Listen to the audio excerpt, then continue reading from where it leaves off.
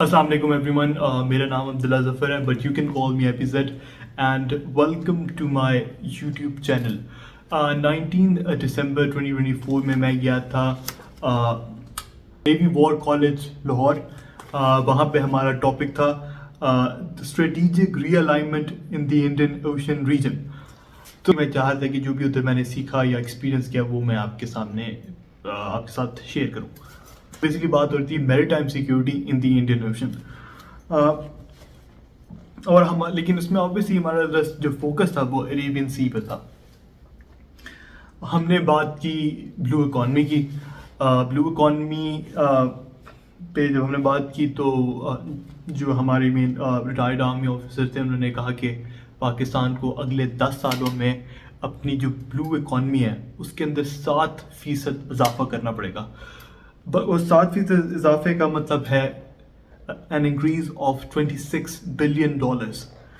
اور مگر ساتھ ہی ساتھ تمام جو ہمارے انٹلیکچوئل تھے یا ریٹائرڈ آرمی آفیسر تھے یا ایون سویلینس جو تھے انہوں نے اس بات کو ایڈمٹ کیا کہ to grow our blue economy we must first focus on stabilizing our political landscape. ذکر ہوا الفریڈ مہان کا اور ان کی تھیوری کا جو کہ ہے کہ whoever rules the waves rules the world, جو کہ ایک obviously بہت اہم تھیوری ہے کہ اگر آپ کے پاس سمندر کا کنٹرول آ جائے تو دیٹ مینس کہ آپ کے پاس کافی حد تک پوری دنیا کا کنٹرول آ جائے گا. بیسکلی میری ٹائم سیکیورٹی کی جو اہمیت ہے وہ اب ریسنٹلی کافی بڑھ چکی ہے. ہمارے لیے اس کی اہمیت اس سے بڑھ چکی ہے کیونکہ جو بھارت کی جو نیوی ہے وہ بہت زیادہ اسٹرانگ ہو چکی ہے. ان کے پاس نیوکلیر پاورڈ سب مرینز ہیں اور ایئر کرافٹ کیریئرز ہیں. اب یہ دو ایسی چیزیں جو کہ پاکستان کے پاس ہیں ہی نہیں. تو اس لحاظ سے ہم لوگ اوبیسلی آپ اس سے اندازہ لگا سکتے ہیں کہ ہم کتنا پیچھے ہیں بھارت سے. پھر ساتھ ہی بھارت نے اپنا جو پوسچر ہے وہ ڈیفینسو سے تبدیل کر کے اب اس کو پرو ایکٹیو انگیجمنٹ کی طرف کر لیا. دس مومنٹ انڈو پیسیفک میں صرف بھارت کی وہ نیوی ہے جس کے اندر کچھ نہ کوئی کیپیبلٹی ہے کہ وہ چائنیز نیوی کو ریزسٹ کر پائے. تو now this brings me to the most important point. وہ یہ ہے کہ اب انڈو پیسیفک میں ہم ذرا زیادہ فوکسڈ زیادہ اسپیسیفک ہو کے آ جاتے ہیں انڈین اوشن پہ. اب جو مین کنسرننگ بات یہ ہے کہ بھارت یہ سمجھتے ہے کہ وہ انڈین اوشن میں نیٹ سیکیورٹی پرووائڈر ہے.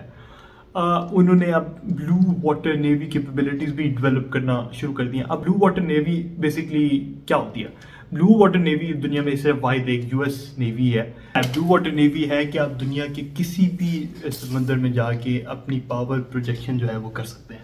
یعنی آپ کے اوپر کوئی جو سی بارڈر ہے وہ کوئی ریسٹرکشن نہیں آپ پہ اپلائی ہوگی کسی بھی اپنے ملک کی. آپ کہیں بھی جا سکتے ہیں. جبکہ جو ممالک جن کے پاس یہ کیپیبلٹی نہیں ہے وہ اپنی صرف سی ٹیریٹری میں ہی محدود رہتے ہیں. اب یہ آبویسلی کہیں نہ کہیں US کی بدماشی بھی ہے کہ وہ UN کلاس میں کے سگنیٹری بھی نہیں ہے. مین چیز یہ ہے کہ اب بھارت نے بھی یہ کیپیبلٹیز ڈیولپ کرنا شروع کر دی ہے which is very concerning for us. ایک تو پہلے ہی ان کے پاس ایک سپیریئر نیوی ہے جو ٹیکنالوجیکلی زیادہ ایڈوانسڈ ہے, نمبرز میں زیادہ ہے, اور اب بلو واٹر نیوی کیپیبلٹیز بھی ڈیولپ کرنا شروع ہو گئی ہے. اس سے آپ کو اندازہ لگا لینا چاہیے کہ ہمیں بھارت سے کتنا بڑا سیکیورٹی تھریٹ ہے in the domains of the Indian ocean. اب بات یہ ہے کہ انڈین اوشن کیوں اہم ہے. انڈین اوشن اس لیے اہم ہے کیونکہ اس انڈین اوشن میں دنیا کا 80% گیس, ٹریڈ اور آئل جو ہے وہ پاس کرتا ہے.